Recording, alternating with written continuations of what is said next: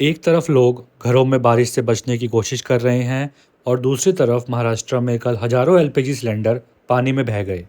लगातार बारिश की वजह से कुछ जगहों पर बिल्डिंग्स गिरने की खबरें भी सामने आई हैं।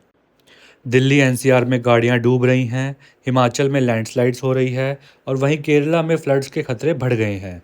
सवाल ये है, क्या ये सिर्फ एक नॉर्मल मॉनसून है या इंडिया एक नए वेदर क्राइसिस की तरफ बढ़ रहा है। महाराष्ट्र के रायगढ़ डिस्ट्रिक्ट में हैवी रेनफॉल के बाद फ्लड वाटर इतना बढ़ गया कि एलपीजी स्टोरेज एरिया तक पानी पहुंच गया। रिपोर्ट्स के मुताबिक लगभग 3,000 एलपीजी सिलेंडर नदी के तेज बहाव में बह गए। ये सिर्फ एक लोकल इंसिडेंट नहीं है, बल्कि इस बात का सिग्नल है कि एक्सट्रीम रेनफॉल अब इंडस्ट्रियल एरियाज को भी प्रभावित कर रही है। दिल्ली के रोहिणी एरिया में तेज बारिश के बाद एक अंडर कंस्ट्रक्शन बिल्डिंग गिर गई, जबकि पुणे में भी बारिश के बीच बिल्डिंग कोलैप्स की घटना सामने आई। दिल्ली एनसीआर में सिर्फ कुछ घंटों की तेज बारिश ने सड़कों को नदी में बदल दिया। गुरुग्राम के कई अंडरपासेज में पानी भर गया। नोएडा और गाजियाबाद में ट्रैफिक कई घंटों तक रुका रहा। और सबसे बड़ा सवाल ये है कि जब इन शहरों को स्मार्ट सिटी कहा जाता है, तो फिर हर तेज बारिश के बाद ये पानी में क्यों डूब जाते हैं।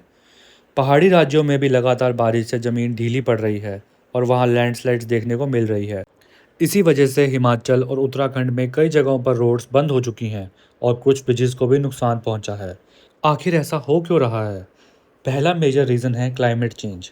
अब बारिश पहले की तरह इवनली नहीं होती, कम दिनों में बहुत ज़्यादा पानी गिरता है।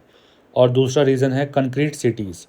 बारिश का पानी रोकने के लिए जहाँ पहले तालाब, गीली ज़मीन और पानी रोकने वाली नेचुरल जगहें होती थी, वहाँ अब बिल्डिंग्स और रोड्स बन गई हैं। इसलिए बारिश का पानी ज़मीन में जाने की बजाय सड़कों पर ही भर जाता है। यानी प्रॉब्लम सिर्फ बारिश नहीं है, प्रॉब्लम ये है कि हमने पानी के रास्ते ही बंद कर दिए हैं। लोगों को ऑफिस पहुंचने में देरी हो रही है। कुछ राज्यों में स्कूल और कॉलेज बंद कर दिए गए हैं। सब्जी और दूध की डिलीवरी भी प्रभावित हुई है।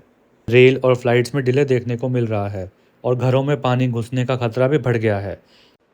अगर क्लाइमेट चेंज और अर्बन प्लानिंग पर ध्यान नहीं दिया गया, तो आने वाले सालों में ऐसी बारिश और ज़्यादा नुकसान पहुंचा सकती है।